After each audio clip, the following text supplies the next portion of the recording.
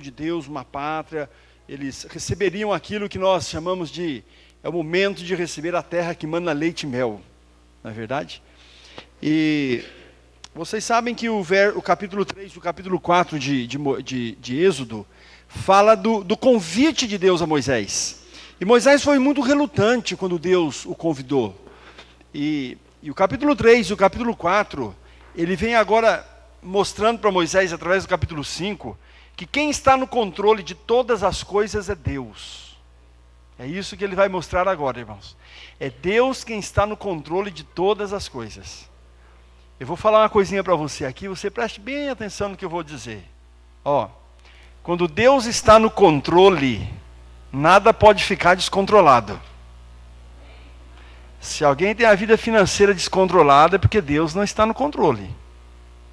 Se alguém está com a vida aí conjugal descontrolada, está faltando Deus no controle. De verdade. Se Deus está no controle, nada fica descontrolado. Isso é um princípio de Deus. Você pode passar por momentos de crises, porque o próprio Deus diz assim: eu provo a todos quanto amo. E essa prova de Deus para o ser humano, nós chamamos de crises. E a crise, ela tem dois lados. Ela pode ser permitida por Deus, porque Ele está querendo, por alguma razão, te provar. Ou a crise pode ser resultado de uma má decisão da tua parte. Porque nós somos livres, viu, irmãos, para fazer as nossas decisões. Você é livre mesmo. Você pode decidir na vida o que você quiser e Deus respeita.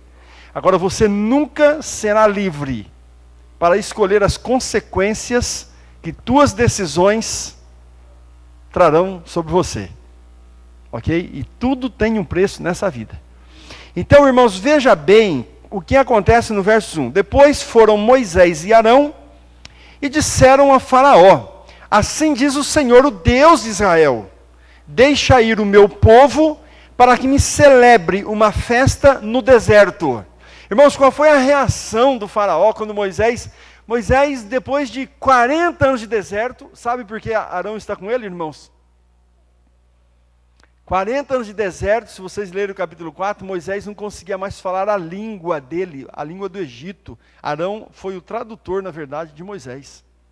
Ele nem falar direito ele sabia. Irmãos, olha a resposta do Faraó. Mas Faraó respondeu, verso 2: quem é o Senhor que eu ouça a tua voz? O que é isso?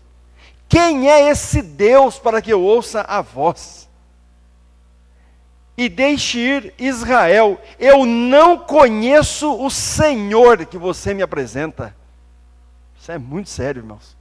Eu não conheço e mais, não deixarei o povo ir. Coitadinho dele, irmãos. Não deixarei. Irmãos, se Deus não estiver no controle, nada pode ficar controlado. Quem é um ser humano para determinar alguma coisa no curso da sua vida, principalmente na dos outros? Agora, sabe, irmãos, eu vou explicar bem esse verso 2 para vocês. O que é que Faraó está fazendo aqui? Ele está desprezando a Deus. Esse é o assunto do verso 2. Ele desprezou a Deus. Quem é esse Deus? Eu não conheço esse Deus. Desprezo. E ele conhecia, irmãos, porque 470 anos o povo servindo o Egito, deu para conhecer Deus, sim, senhor. Mas ele despreza Deus. E eu vou explicar uma coisinha para vocês, irmãos. E você, por favor, peça para o Espírito Santo de Deus te ajudar a nunca mais esquecer disso aqui. A nós humanos, Deus permite duas coisas, a terceira não. Deus permite você brigar com Ele. Jacó brigou com Deus, literalmente. Ok? Deus permite você, em algum momento, brigar com Deus. Segunda coisa, Deus permite você discutir com Ele. Você vai encontrar Davi, ele em muitos momentos ele arguia com Deus, ele discutia com Deus. Então você brigar com Deus no sentido espiritual, irmãos, você discutir com Deus, Senhor, eu não estou entendendo, Senhor, abra minha mente, Senhor, eu não consigo entender desse jeito. Então, o arguir, o discutir, o brigar com Deus é permitido, irmãos. Agora, há uma coisa que Deus não aceita: não brinque com Deus. Isso Deus não aceita jamais de um ser humano. O desprezo é uma brincadeira com Deus. Deus não aceita. E todas as vezes na Bíblia que um ser humano ele despreza Deus, ele brinca com Deus, aí Deus diz assim, então eu vou mostrar quem sou eu. E quando Deus diz, eu vou mostrar quem sou eu, nesse contexto, você pode saber que a coisa não vai ficar boa. Não é verdade? Eu era pastor, irmãos, num distrito chamado Tupã. E nesse distrito havia uma igreja chamada Nova Europa. Quando eu assumi o distrito de Tupã, foi o meu primeiro distrito. O primeiro sábado que eu fui conhecer Nova Europa, procurei, dei numa casa. Falei, mas será que aqui é a igreja? Desci, bati porque cheguei muito cedo. Saiu uma senhora, fumando. Falei, bom, aqui não é a igreja. Eu disse, olha minha senhora, me desculpe, mas no endereço aqui, diz que aqui é a igreja adventista. Ela disse, não, é sim. Aí é que eu não entendi, né? Ela disse, não, é que eu alugo atrás aqui, minha salinha, eu alugo e eles fazem culto ali atrás. O senhor pode entrar por aí, ó. É lá atrás. Aí eu entrei lá atrás, irmãos, e fizemos o culto naquele sábado. Foi o meu primeiro sábado em Nova Europa. Irmãos, que vergonha. Sabe, porque é uma salinha fedida, uma salinha ruim, mal pintada. E aquela senhora que alugava a salinha para nós, o rádio ligado alto, sábado, de manhã inteirinha, para eu fazer o culto, não tinha microfone. Foi um sacrifício. E eu, naquele dia à tarde, fiz uma reunião com a comissão. Minha primeira reunião, eu disse, irmãos, nós temos que sair daqui. Ai, pastor, é o nosso sonho, então vamos orar a Deus. Eu vou resumir bem a história para vocês, irmãos. O prefeito da cidade havia anunciado que ele dava terrenos para a construção de igrejas. E você tinha que apresentar documentação, mas foi assim, quase na mesma semana esse assunto. E nós fomos à prefeitura e o prefeito disse, eu dou um terreno para vocês. E ele me levou na parede dele, numa sala, e disse, está vendo, pastor? Está bom aqui para você? Eu falei, eu vou levar para os irmãos, o senhor me dá uma cópia disso aí? Aí eu mostrei para os irmãos que conheciam a cidade, e eles disseram, pastor, o lugar é excelente, é muito próximo ao centro da cidade. E eu voltei lá na prefeitura e disse, doutor, prefeito, esse terreno que o senhor quer dar para nós é excelente, nós recebemos. Ele disse, então, tá bom. Chamou o advogado e fizemos tudo. Ganhamos o terreno da prefeitura, irmãos. Mas um terreno, quando eu ganhei o terreno, eu fui com os irmãos lá no terreno, fizemos uma oração, irmãos, de consagração. Foi um dia tão agradável, sabe, gostoso, os irmãos ali. E aí nós começamos uma recolta. Lá tinha um irmão chamado Ananias, um homem de Deus, meu companheiro de recolta, e nós recoltamos naquela ocasião ferro, cimento, 45 mil tijolos, foi uma bênção.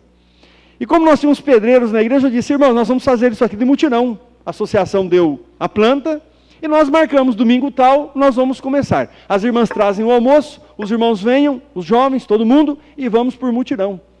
E no domingo que nós chegamos, irmãos, animados, material ali, todo mundo, chegamos, havia um terreno na esquina, o próximo era o nosso. No terreno da esquina, no mesmo domingo, um grupo de pessoas animadas também, e aí percebemos que era uma igreja e que eles estavam naquele domingo, como nós, começando a construção da igreja deles. Eu falei, mas é muita coincidência. E eles lá cavucando, e falando, e brincando, e nós aqui também, animados, todo mundo animado, vamos construir nossa igreja. Trabalhamos o primeiro domingo, abrimos alicerce, já deu tempo de preencher alguma coisa, alguma ferragem. O segundo domingo nós trabalhamos, e o povo animado, irmãos. Sabe, no terceiro domingo trabalhando, as paredes já estavam mais ou menos assim, irmãos. Quando deu lá para a hora do almoço, que nós almoçamos, voltamos às atividades, já havíamos feito inclusive amizade lá com os nossos irmãos. O pastor de lá me gritou assim pelo nome, pastor Canhadas. Eu falei, pois não, pastor. Olha, eu estava aqui pensando na hora do almoço, aqui conversando com os meus irmãos, não vai dar certo essas duas igrejas não. Porque você aí, nós aqui, um vai atrapalhar o outro, então nós estávamos pensando aqui que nós vamos invocar o Deus verdadeiro, e nós vamos invocar o Deus verdadeiro, e nós vamos desafiar o Deus da igreja adventista. Porque a igreja que for verdadeira aqui, essa vai ficar de pé, e a outra tem que ser engolida, tragada pela terra. E eu olhei bem para ele e falei assim, irmão, o senhor está muito seguro que fala, eu estou em nome de Jesus. Irmãos, nem tudo que é dito, ou falado, ou pregado, ou prometido em nome de Jesus vem de Deus. Cuidado, irmãos, com o que diz lá Mateus, hein? Muitos me dirão naquele dia, porque em teu nome fizemos milagres, em teu nome expelimos demônios. Apartai-vos de mim, porque eu nunca vos conheci. O poder que você usou não veio de mim. Eu disse, olha pastor, se o senhor quer isso de fato, então nós aceitamos o desafio. Pois nós aceitamos também. E sabe, irmãos, que eu me ajoelhei com os irmãozinhos ali, simples, humildes, e nós oramos a Deus e dissemos, Senhor, ali está um desafio, um desprezo ao Deus de nossa igreja, e nós não temos dúvida que o Senhor é o Deus verdadeiro. E continuamos trabalhando, irmãos. E eles lá, e ficou até assim um clima meio ruim entre nós. Terminamos o trabalho. Na quinta-feira, irmãos, eu estou em casa, de manhãzinha, muito de manhãzinha. O telefone tocou, que eu fui atender, o irmão Ananias. Mas assim desesperado. Pastor, pelo amor de Deus, o senhor venha imediatamente aqui para Oswaldo Cruz. Eu falei, mas irmão Ananias, o que foi? Pastor, não dá para explicar e não dá para falar, o senhor tem que vir. Mas o senhor me diga pelo menos o quê? Porque agora o senhor me deixou muito assustado. Não, é assunto da nossa igreja, o senhor venha. Mas irmão Ananias, o que aconteceu? Não, o senhor tem que vir aqui. Mas irmãos, eu fui tão preocupado. Falei, Deus, tenha misericórdia. Irmãos, quando eu cheguei assim, ó, que eu comecei a fazer a curva assim, irmãos. Irmãos, a esquina, a igreja, que já estava dessa altura de nossos irmãos ali, ó. Irmãos, abriu um buraco. Irmãos, não ficou um pedacinho de alicerce no nível. Nem um pedacinho. Os irmãos me perdoem por eu não trazer as fotos, que eu realmente esqueci, que eu tenho todas as fotos. Irmãos, essa igreja foi engolida, literalmente engolida, e nunca mais nós vimos a cara daquele povo. Hoje você chega em Nova Europa, está lá a igreja nossa, para a honra e glória de Deus. O prefeito da cidade acabou nos dando a esquina, e hoje nós temos um centro da ADRA, que é assistência social, conhecido por toda a cidade. E essa história, irmãos, ela foi tão divulgada na cidade, que quando terminou a igreja, nós fizemos uma série de evangelismo. As pessoas vinham que não cabiam dentro da igreja. Não cabiam, porque as pessoas diziam, ó, se a igreja do lado caiu, então é porque o Deus dessa igreja é o verdadeiro. Irmãos, vocês não acreditam o que aconteceu naquela igreja. Ó, não brinque com Deus, não despreze a Deus, Deus não aceita. O meu sogro faleceu, sabe, irmãos, algum tempo atrás. Meu sogro era um fazendeiro muito forte lá em Minas Gerais. Um dia eu fui à fazenda dele, e um sábado à tarde ele falou assim, ô meu filho, vamos dar uma volta aí comigo. E eu fui passear com ele. Ele falou, Ivan, eu fiz a propósito, minha esposinha estava junto, ele disse, olha, eu quero mostrar um negócio aqui para você. E nós chegamos na beira assim de uma cerca, ele falou assim, você está vendo aquilo lá assim, Ivan? Aquele pasto ali? Era um pasto bonito, irmãos, mas tinha um lugar assim limpo, como que se você tivesse assim, na enxada, limpado, sabe? Um negócio assim circular, limpinho, limpinho. Ele falou, Ivan, você está vendo ali onde está limpo? Sim, faz 1 ano e meio, não nasce grama aonde está limpo ali. Eu falei, estranho, senhor Genô. Ele falou, é muito estranho mesmo. Acontece que meu sogro tinha na fazenda dele, irmãos, um curral construído com madeira da própria fazenda, uma coisa lindíssima. O seu Diquinho, fazendeiro vizinho, um dia falou assim para o meu sogro, ô Genô, você não se importa se eu construir lá na minha fazenda um curral tão bonito quanto esse que você tem aqui? Eu posso tirar o modelo do seu? Eu falei, pode, ele falou.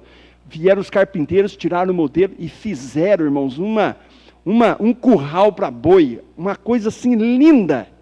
No dia da inauguração do negócio lá, do curral, ele deu um churrasco. Diz que matou 3 bois, chamou os fazendeiros e amigos de toda a região, foi uma festa tremenda. E meu sogro chegou assim, foi recebido com muita honra. E quando meu sogro chegou, irmãos, ele cumprimentou, meu sogro falou assim, Diquinho, que curral bonito, meu amigo.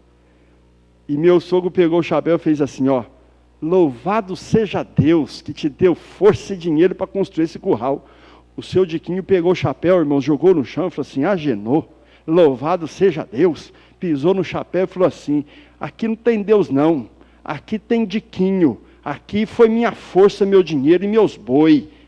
Ô Genô, você quando não tinha esse negócio de Deus, você era um cara mais centrado. Que besteira esse negócio de Deus. E saiu assim. E meu sogro falou assim, Diquinho não brinca com Deus. Que Deus!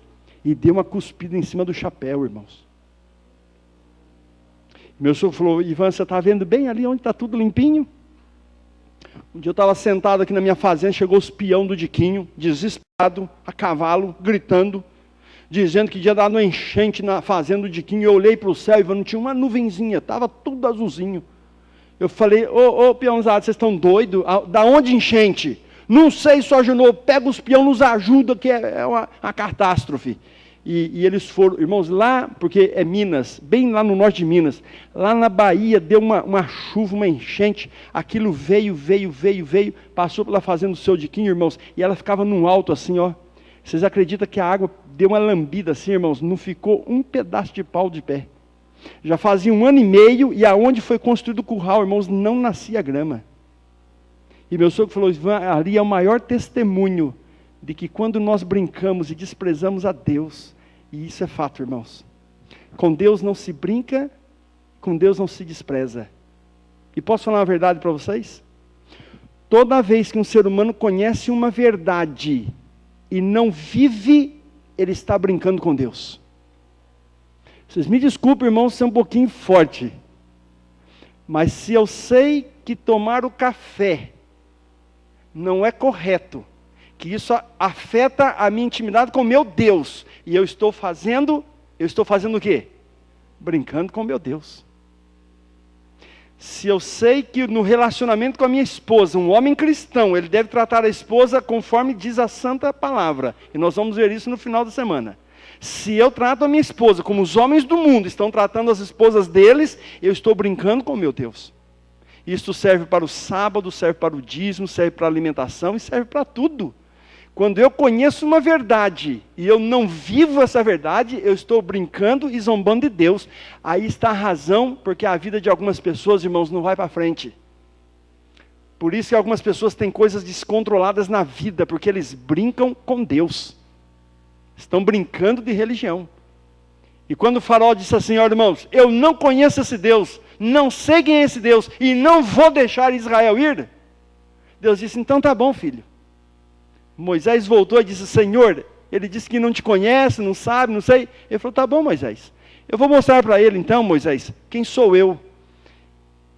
E aí vem as 10 pragas. Vocês acham que 10 pragas são 10 por quê, irmãos? Por que 10 pragas? Porque os deuses do Egito, que era um país muito idólatra, eles tinham 13 deuses. Os 13 deuses divididos em 10 grupos de deuses. E o egípcio, ele era tão idólatra, para cada situação da vida, ele adorava um Deus. Então, a primeira praga que Deus envia, todas as pragas enviadas para o Egito, é o desprezo de Deus para com Faraó. Porque Faraó, irmãos, ele é uma divindade na cultura egípcia. Ok?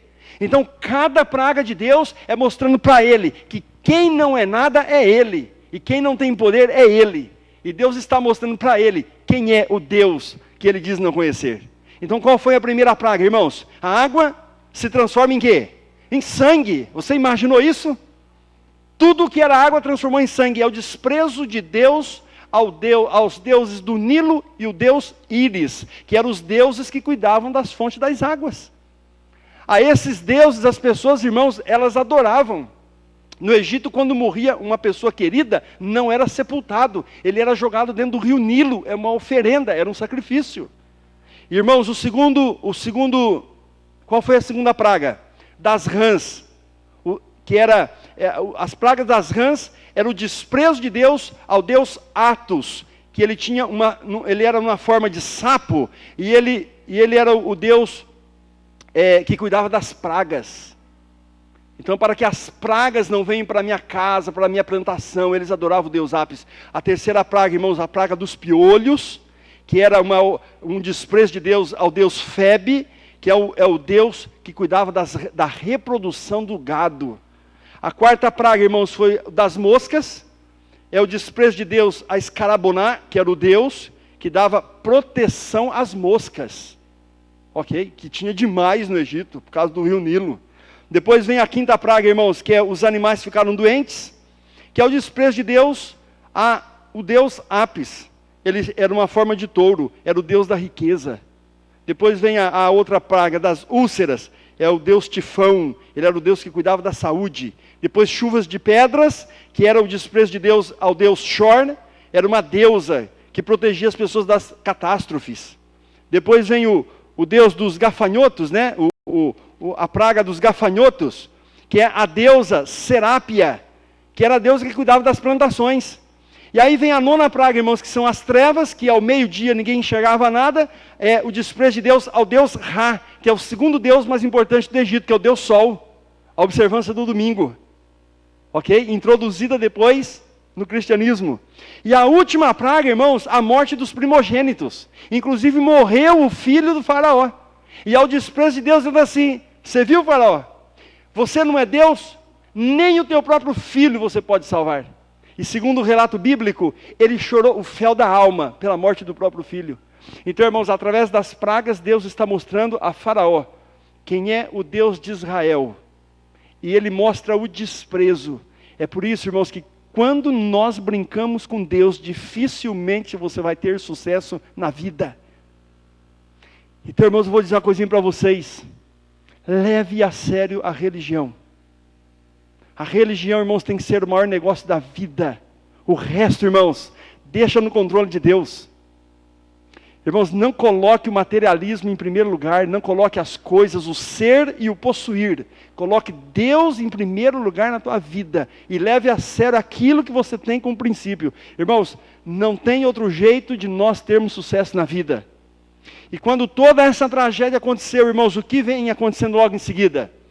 O Faraó mandou chamar Moisés, e nós vamos ver agora rapidamente que Faraó ele faz 4 propostas a Moisés. Porque o objetivo de Moisés era tirar o povo do Egito da escravidão. E Faraó diz, não sai, eu não deixo. E Deus mostra o desprezo para ele. E ele não aguentou, irmãos. Ninguém aguenta, irmãos, enfrentar o próprio Deus. E nós encontramos aqui, irmãos, no capítulo 8, no versículo 25, a primeira proposta que o Faraó fez a Moisés. Então chamou Faraó a Moisés e a Arão e disse, podem ir oferecer o sacrifício ao vosso Deus. Vocês percebem, irmãos, o que está acontecendo aqui? Ele chamou Moisés e Arão e disse, venham cá, pelo amor de Deus. O assunto, o que era mesmo que você queria, Moisés? Eu quero ir com o povo sacrificar em nome do meu Deus. Pois você pode ir com o teu povo sacrificar do jeito que você quiser, Moisés. Porém, como é que termina o verso 25, irmãos? Como é que termina o verso 25? Capítulo 8 de Êxodo, verso 25. Moisés e Arão, vocês podem ir sacrificar do jeito que vocês quiserem, faça direitinho conforme o Deus vocês mandou. Porém, vocês vão fazer o sacrifício aqui dentro das terras do Egito. E qual era a ordem de Deus, irmãos? Sai do Egito. E quem é Egito no contexto bíblico? Quem é o Egito no contexto da Bíblia, irmãos? O mundo de pecado. Vocês percebem a proposta de Faraó? Eu quero que você sirva o seu Deus. Pode servir do jeito que você quiser, mas aqui no mundo. Você não sai do Egito. Irmãos, Deus não trabalha deste jeito. Deus não aceita você com um pé na canoa lá e com outro pé aqui. Deus deseja exclusividade. Assunto de religião, irmãos, Deus aceita somente a exclusividade. Ou você, filho, adora a Deus, ou você adora a Mamon. Não tem outra saída. Ou você se submete a Deus, ou você se submete ao caos. Não tem outra saída. E a proposta do Faraó é o seguinte, você vai servir o vosso Deus, mas você vai servir aqui. E sabe, irmãos, que algumas pessoas tentam servir a Deus ainda no Egito? Ele vem para a igreja, ele manifesta assim, em algum momento, sabe, que ele é fiel a Deus, que ele pertence a essa igreja tal, mas a vida dele, irmãos, ele está ligado ainda às coisas do mundo. As coisas do mundo. E Deus, irmãos, em assunto de religião, ele quer exclusividade. Qual foi a resposta de Moisés, irmãos? Não. Aqui no Egito nós não podemos servir o nosso Deus. Eu não posso servir ao meu Deus estando ligado no mundo. Então o faraó percebeu, irmãos, que a coisa era séria.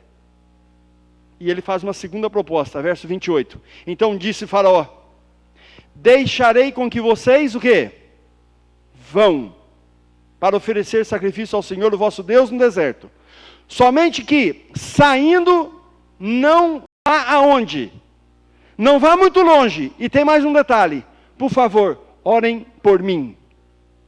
Irmãos, o faraó não era bobo, não. Moisés, você ganhou. Pode ir, então. O Senhor está seguro, fora do Egito? Fora do Egito. Pode ir. Irmão, sabe por que ele pede para Moisés ficar no Egito? A cultura egípcia não aceita e não admite a morte de animais.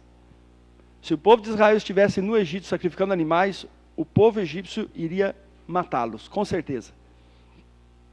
O deus, por exemplo, Apis, que era em forma de touro, imagina que eles permitiam um animal ser morto em sacrifício a um deus que eles consideravam pagão e que o faraó dizia, eu nem conheço. Então, irmãos, quando o faraó diz assim, não, vocês podem ir então, e Moisés diz, Senhor, todo mundo pode ir, pode todo mundo, só que vocês não vão longe não, vocês não vão sair da minha vista. Agora, por favor, orem por mim. Por que ele está fazendo esse pedido, irmãos? Por quê? Pode adorar a Deus, mas não fica muito longe do mundo não, meu filho. Então tem pessoas dizendo assim, não, eu não estou no mundo. Mas há coisas, irmãos, pecadinhos, coisas, costumes, manias, culturas que você vem carregando lá do mundo e ainda não conseguiu sair de longe do mundo. Tem gente que sente aquele cheirinho assim do salame e diz assim, ai, que vontade de comer um salame. Parece que ainda não saiu lá do mundo, sabe? Vê um forrozinho assim, ai, quando eu dançava meu forrozinho, né? E ore por mim, diz o faraó. Por que ele diz ore por mim? Por que ele fala isso, irmãos? Porque ele não queria que eles esquecessem do faraó. Não esqueçam o que vocês aprenderam no Egito. As superstições que vocês aprenderam, eu quero que vocês levem com você. Irmãos, Deus quer exclusividade. Deus não quer você meio perto do mundo, você com as coisas do mundo, com as superstições do mundo. Irmãos, Deus só quer. E aí Moisés diz assim, fala, ó, não, mas ô Moisés, vem cá, o que você quer, meu filho? Puxa, pode ir, eu estou deixando, vai com todo mundo, eu só estou dizendo, não vai muito longe. Eu estou preocupado com vocês, nenhuma preocupação ele tinha com Moisés e com o povo de Israel. Ele não queria perder a mão de obra de graça que ele tinha. Nenhuma preocupação. Irmãos, não acreditem no mundo. E nem nas promessas que o mundo faz para vocês. Nenhum interesse tem no bem-estar de vocês. Todo interesse que o mundo tem é para beneficiá-lo. Não acreditem, irmãos, nas promessas do mundo e nem naquilo que as pessoas do mundo estão prometendo para vocês.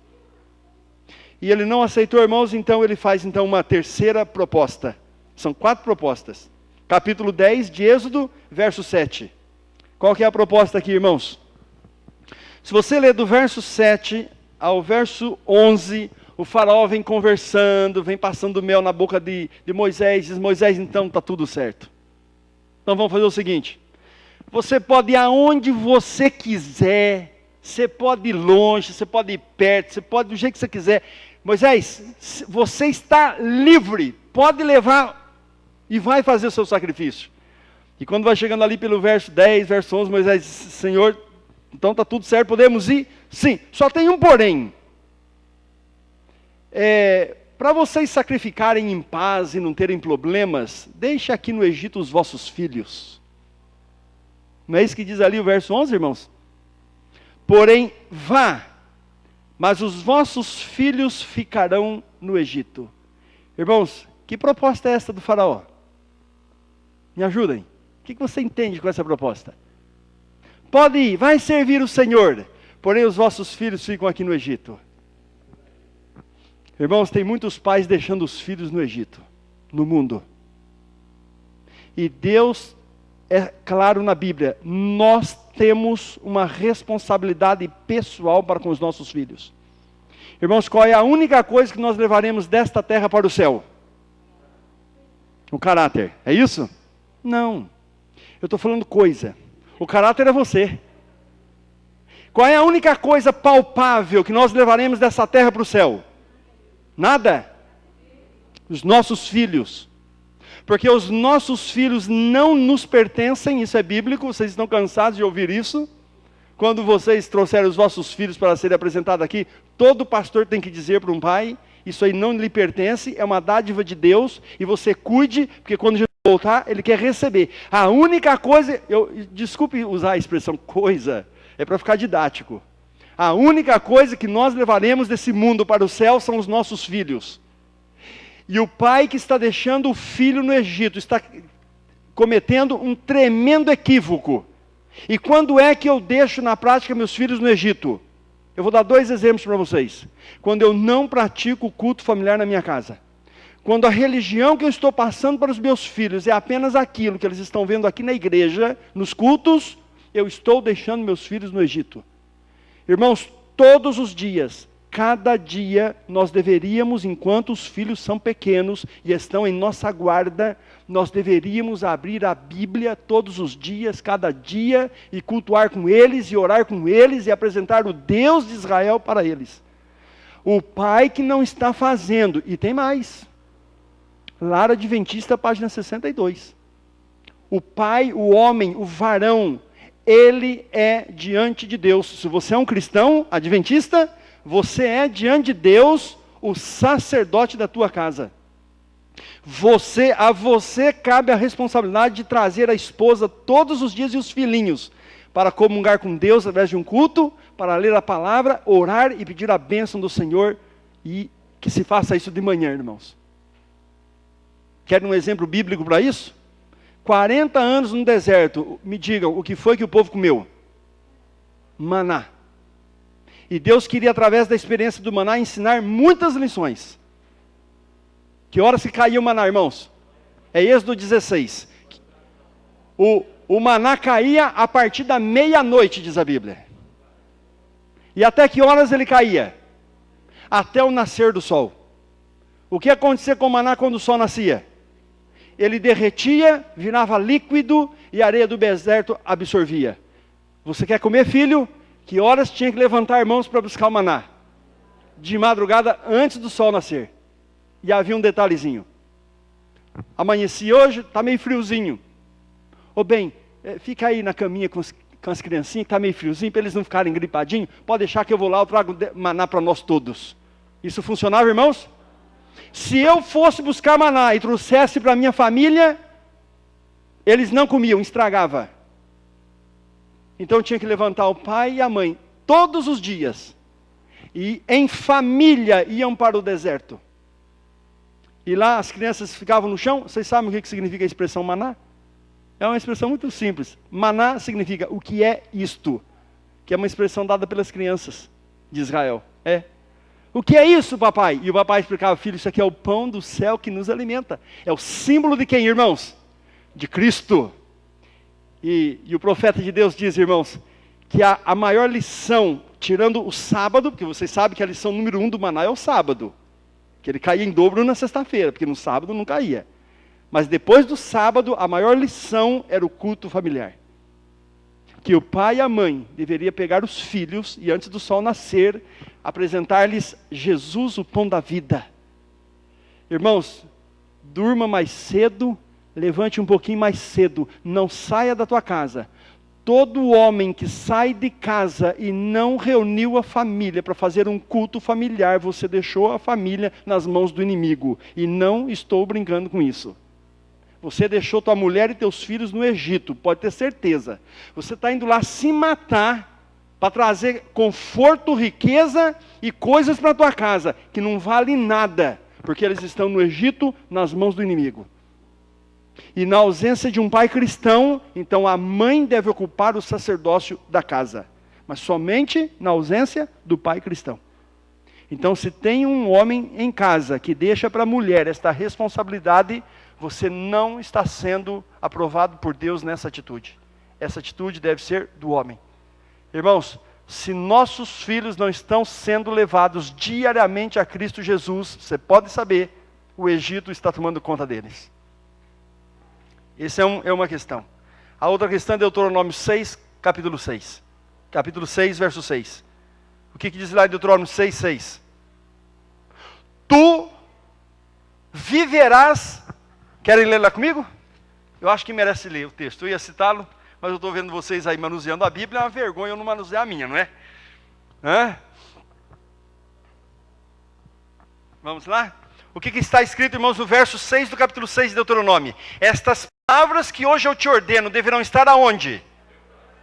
Para quem Deus está falando? Para os pais.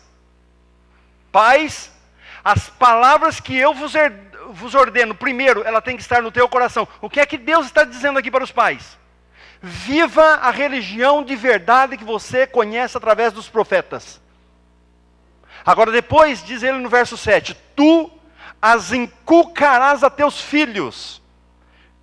Tu as inculcarás a teus filhos e delas falarás, assentado em tua casa, andando pelo caminho, ao deitar-te e ao levantar-te. Irmãos, o que é inculcar?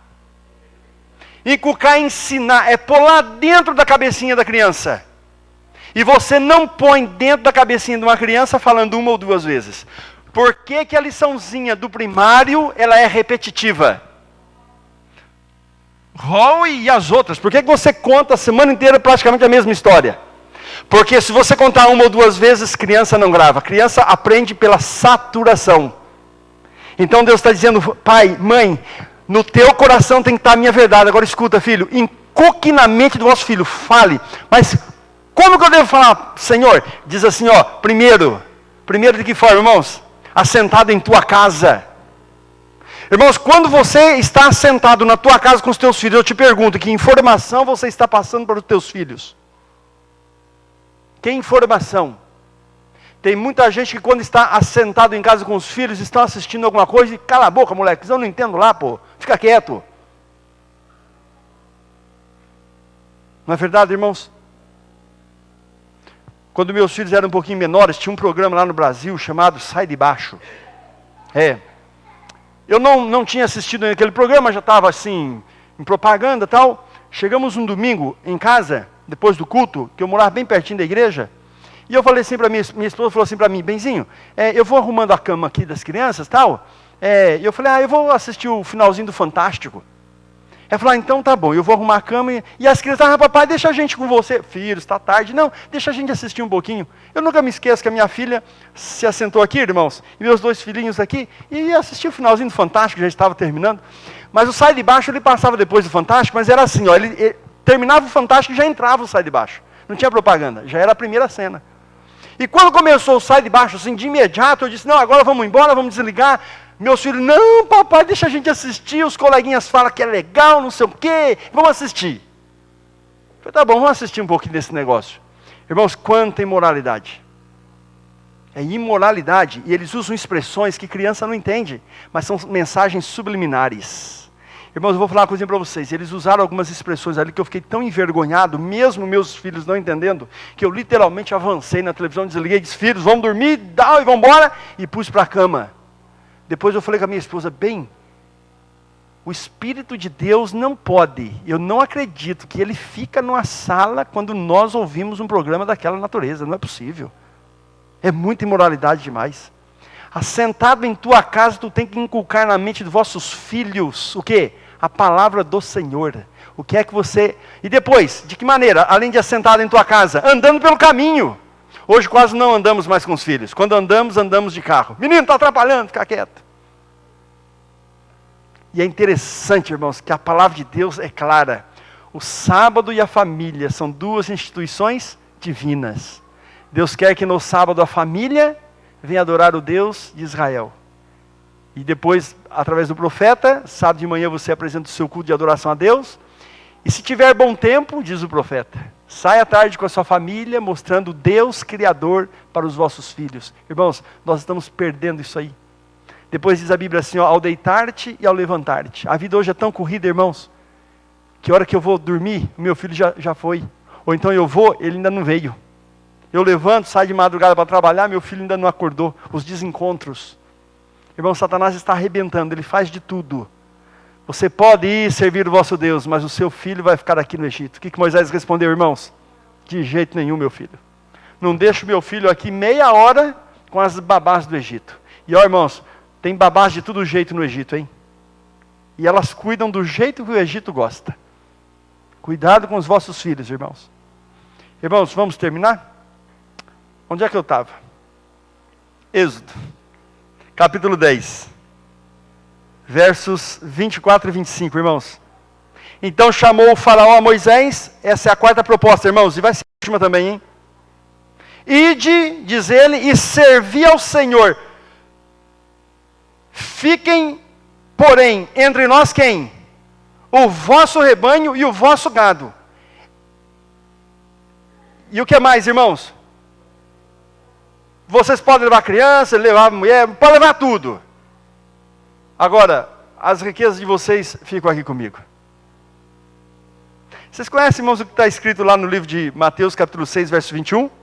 Aonde está o teu tesouro, ali está quem? Vocês percebem que agora a coisa vai ficar mais séria, né? Aonde está o teu tesouro, ali está o teu coração. Moisés, você ganhou. Pode ir. E mais. Todo gado que você precisa para oferecer ao Deus, eu te darei. Olha, Moisés.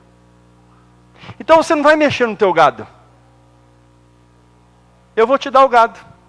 Olha, Moisés. Pode levar criança, jovem, leva quem? Mulher, leva todo mundo. Agora você deixa o gado aqui comigo. Tá bom? Porque o faraó sabia, irmãos, que aonde está a riqueza, ali está quem? O vosso coração. Mas isso é dito num contexto positivo ou negativo? Quando Jesus diz isso lá em Mateus, ele está dizendo num contexto positivo ou negativo? Negativo. Porque essa é a lei do mundo. A lei do mundo, irmãos, quanto mais eu sou, quanto mais eu tenho, mais feliz eu sou.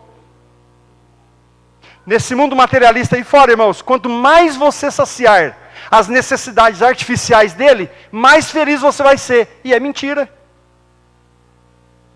O princípio de Deus é o contrário.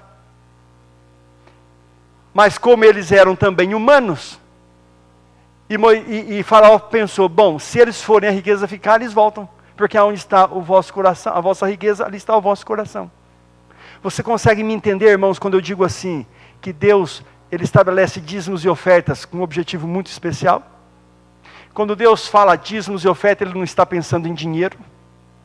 Ele está pensando no teu coração. Quando ele diz assim, filho, o dízimo vai representar o Deus Criador, a oferta vai representar o Deus Redentor, ele quer analisar o coração que você tem quando você vem adorá-lo. Por isso, o meu dízimo e a minha oferta não pode ir para lá se eu estou adorando aqui, porque o coração é examinado aqui e não lá. Irmãos, Deus precisa de dinheiro? Jamais.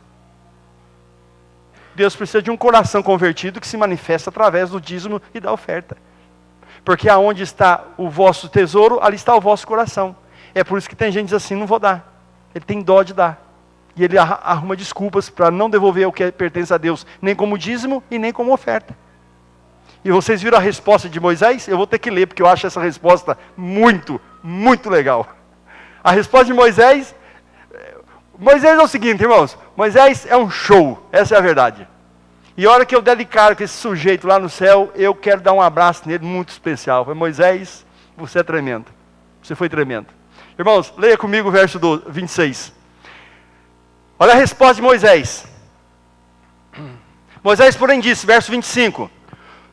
Tu também tens de dar em nossas mãos sacrifícios e holocaustos que ofereçamos ao nosso Deus. Também o nosso gado há de ir conosco e nenhuma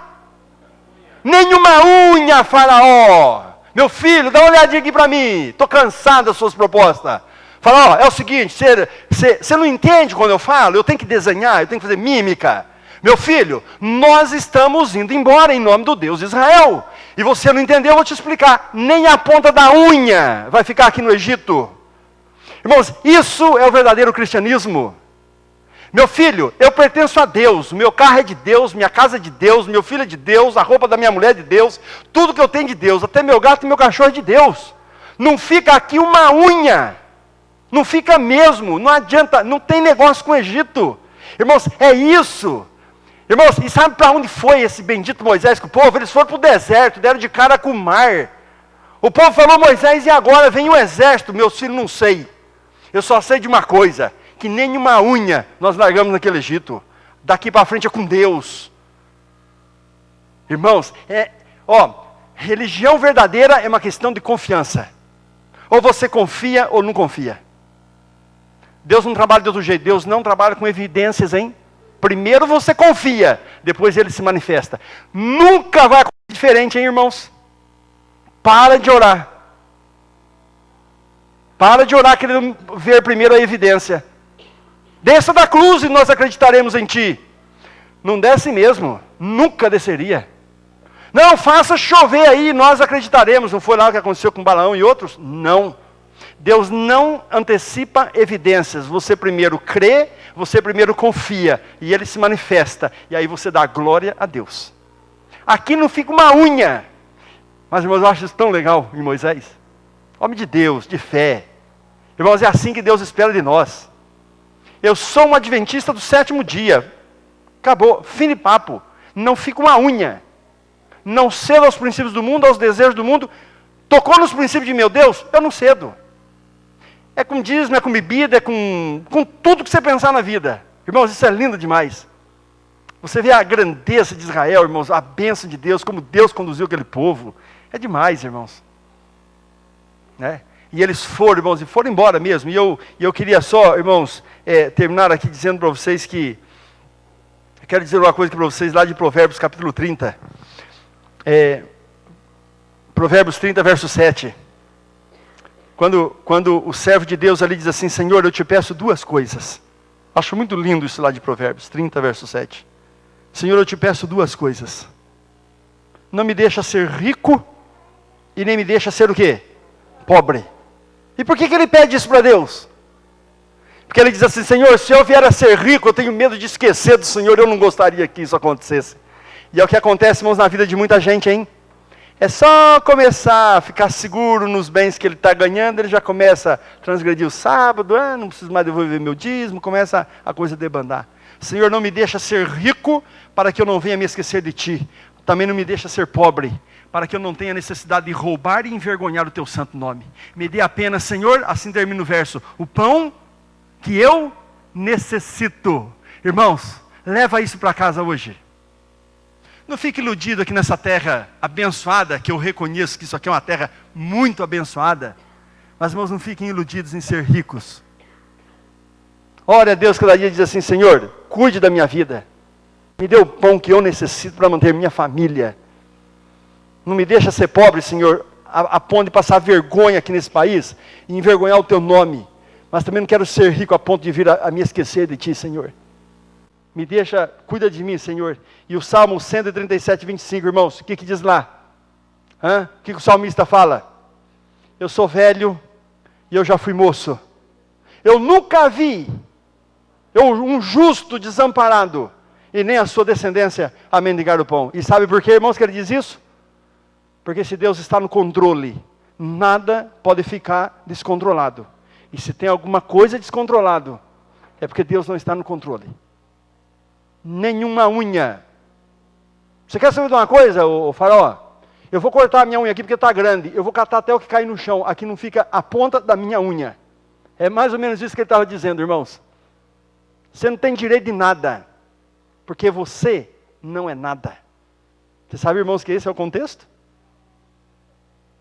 Moisés, irmãos, ele vai negando as propostas de Faraó uma a uma.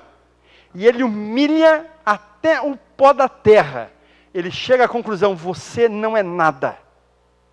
Porque o indivíduo sem Deus, irmãos, ele não é nada. E nem ninguém. Nada e nem ninguém. E você não chega a canto nenhum sem o Deus de Israel. É verdade, irmãos. Por isso, irmãos, eu louvo o Deus de Israel que nós adoramos. De verdade. Temos nossos altos e baixos, nossos problemas? Temos. Mas nós adoramos o Deus de Israel. Deus, irmãos, que cumpre suas promessas. Cumpre e vai cumprir.